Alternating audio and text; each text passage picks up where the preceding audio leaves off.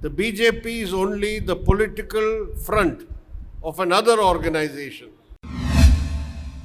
And in the last 8 years, we have seen how they have sought to impose the Hindutva ideology of the RSS, an ideology which is fascistic in nature. So what we are witnessing is a combination of three forces. The first is the RSS's Hindutva. The second is the corporates and the big business of our country. And the third is, and unless we recognize the enemies of the people, who are actually enemies of our country, we will not be able to put up an effective fight. The RSS is working in Tamil Nadu to propagate its reactionary and divisive ideology. The RSS is trying to propagate the ideas and personality of V.D. Savarkar. He was part of the conspiracy to kill Mahatma Gandhi, assassinate Mahatma Gandhi.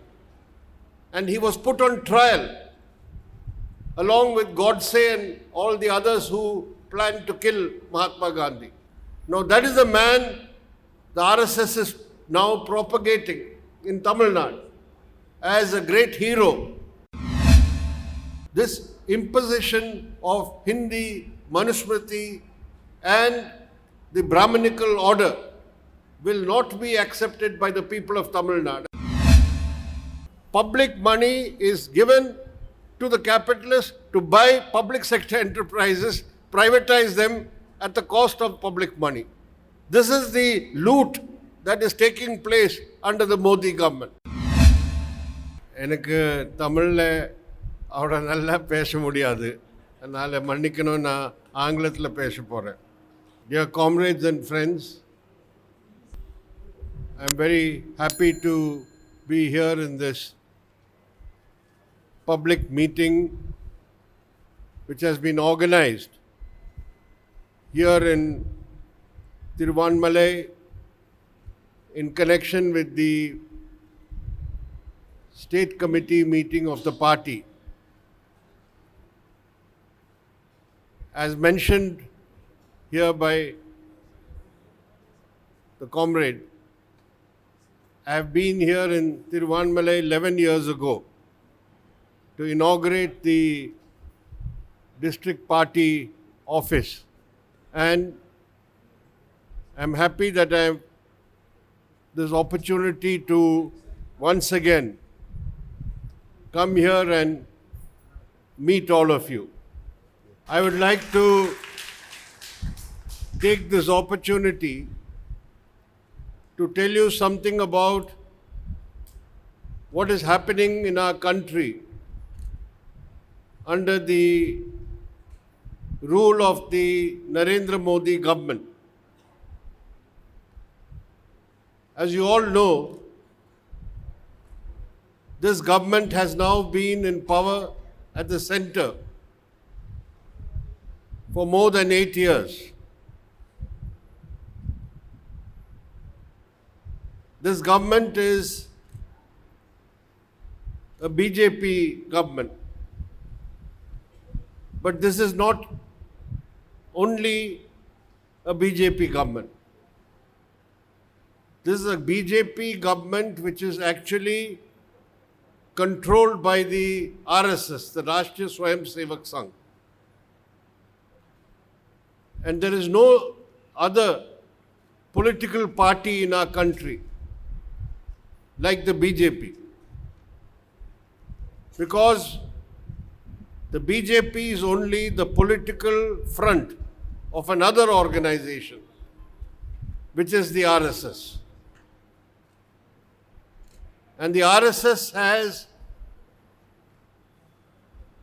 decided to use this government to create a Hindu Rashtra in our country. This is the real aim of the Modi government. And in the last 8 years, we have seen how they have sought to impose the Hindutva ideology of the RSS. An ideology which is fascistic in nature. An ideology which wants to make the entire country, India, on the basis of one model of the RSS. One language, one culture, and then eventually one leader. This is the ideology which is motivating the Modi government at the center. So what we are witnessing is a combination of three forces. The first is the RSS's Hindutva. The second is the corporates and the big business of our country. And the third is the authoritarian, anti-democratic forces who are now created this corporate Hindutva authoritarian regime. And it is an attack on our constitution, our secular democracy. It's an attack on the rights of the working people, of the working class, of the peasantry, of the agricultural workers, of the Dalits, Adivasis, women, etc. And today, in every sphere of our life, not just in politics, the effort is to ensure that the Hindutva ideology penetrates into all spheres of our society. And this is being done with the support of the big capitalists, the corporates of our country. It is this alliance of Hindutva and the corporates today which are ruling our country. And unless we recognize the enemies of the people, who are actually enemies of our country, we will not be able to put up an effective fight. We have to fight the Hindutva forces, and we have to fight the corporates and big businesses who's imposing these neoliberal policies in our country. In Tamil Nadu, where the BJP and the RSS have not been a strong force, we are seeing how they are trying all methods to try and increase their strength and influence here. And they are using all sorts of mechanisms to undermine the opposition government here, the DMK government, using the governor and using the central agencies and various other methods to try to create some political support for themselves. At the same time, the RSS is working in Tamil Nadu to propagate its reactionary and divisive ideology. We heard in our state committee meeting yesterday how the RSS is trying to propagate the ideas and personality of V.D. Savarkar as if he is a great hero of our country. Who is the Savarkar who coined the term Hindutva, who is the founder of the Hindutva ideology in our country and who's being glorified by the RSS today? He is a man who started as a freedom fighter, but after he was put in jail by the British in the Andaman cellular jail,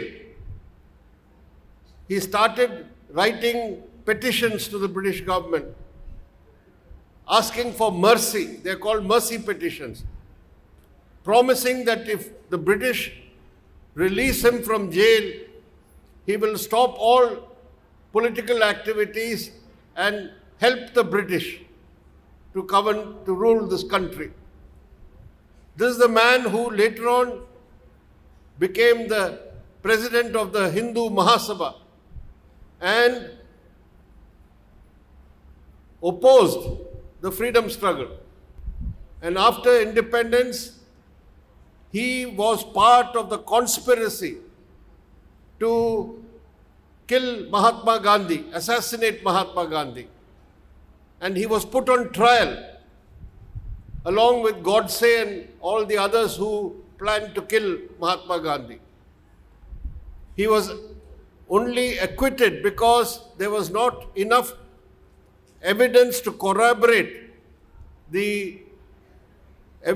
enough corroboration of the evidence that he was part of the conspiracy.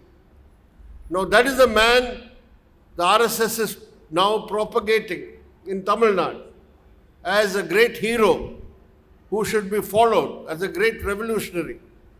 So this is the nature of the RSS and the organization. The BJP and the RSS uphold the old Manusmriti, which declares that women and Dalits are to be treated as inferiors. The BJP and the RSS are trying to impose Hindi and Sanskrit all over the country, about which Comrade Venkateshan just now mentioned. In Tamil Nadu, this will not be accepted because in our country there are 22 national languages in the constitution according to the 8th schedule. And Tamil is one of those important national languages. So any attempt to impose Hindi in Tamil Nadu will not succeed. Any attempt to impose the values of Manusmriti, which is the most reactionary social values on a state like Tamil Nadu, which has a history of fight for social reform, which has a history of anti-caste movements. This imposition of Hindi, Manusmriti and the Brahminical order will not be accepted by the people of Tamil Nadu. And I'm sure that in the coming days, the designs of the RSS and the BJP to establish its political influence in this state will be resisted unitedly by all sections of the people of Tamil Nadu. Here in Tamil Nadu, the BJP has got 4 members of the assembly, legislative assembly. They were able to win these 4 seats because they have an ally here, the All India Anna DMK. It is because of this alliance. And therefore, we have to see that the BJP cannot be isolated and fought without fighting the BJP and its allies, all these allies who are helping the BJP. In Kerala, we have fought the BJP politically and ideologically. They fought the BJP and the RSS. So in Tamil Nadu, we have to learn from that experience. The Communist Party of India, Marxist, has been in the forefront in fighting against the RSS, not now, for the last 5 decades. The RSS has been trying to penetrate in Kerala society. They were first brought by the local factory owners and capitalists to try and break the trade unions, to fight against the beedi workers' unions in Kannur. They were brought from Karnataka across. That is how the RSS started its work. Because in class terms, the RSS will always support the capitalists and the big landlords, the feudal lords. That is their character. In the last 50 years, 200 of our comrades have died at the hands of the RSS because we have not allowed them to grow. They have been attacking. And in the last assembly election, that is when Tamil Nadu and Kerala both went for assembly election in 2021, 1 year ago, the BJP, which had managed to win one seat in the earlier election, this time we defeated them in that seat. And the account is closed in the Kerala Assembly today. Because we have continuously waged a political and ideological struggle against the RSS and the BJP. The way forward in fighting the Modi government at the center and the BJP and the RSS is to wage a continuous struggle against the pro-corporate, pro-big business policies of the Modi government. This is a government which is ensuring that the big capitalists of our country can make more and more profits. They are handing over concession after concession to the big capitalists. This is a government which has written off 11 lakh crore rupees of loans from the corporates to the banks. All the nationalized banks of our country have been giving huge amounts of loans to the companies at the behest of the government. And then these same big corporates today are being allowed to buy public sector enterprises. They are privatizing public sector enterprises. So on the one hand, the capitalists are being allowed to buy public sector enterprises cheaply. But they don't buy this with their money. They take loans from the banks, buy the enterprises, and then tell the government after some time, we have no money to repay the loan. So the loan is written off.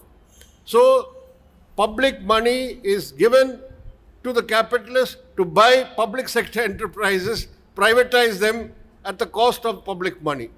This is the loot that is taking place under the Modi government.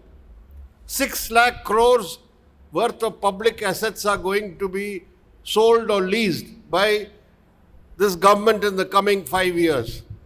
And this is how the Adanis and Ambanis of India are becoming the richest people in the world. Adani has become the second richest person in the whole world. And Adani comes from Modi's Gujarat. Ambani comes from Modi's Gujarat. So the first richest man in India is Adani, the second richest man in India is Ambani. So unless we can fight this loot, unless we can fight this attacks on the working class, the peasantry, agricultural workers, and all other toiling sections, we will not be able to defeat the Modi government. So it is very important. It is the CPIM and the left parties which are today in the field, in the streets, whether it is fighting for the workers' rights, whether it's fighting for the farmers, whether it's fighting for the agricultural workers, whether it's fighting for Dalits, Adivasis, women, students, youth. In all this, it is the CPIM and the left today which are taking the lead. And more, we must unite all other sections and conduct powerful united struggles in the coming days. And if we do that, and we wage this ideological and political fight against Hindutva, the RSS agenda and take up the issues of the common people and wage powerful united struggles, the day is not far off when we will be free of this fascistic, reactionary government at the center in Delhi. So that is the pledge that the Communist Party of India Marxist has taken, that we will unite with all other left and democratic forces. We will unite with all the secular forces to wage this battle against the Hindutva corporate regime, and I'm sure that in the coming future days we shall be able to build a powerful movement and struggle which will result in the end of the Modi government and the end of the Hindutva corporate regime. So let us all join hands to make this a reality. Thank you.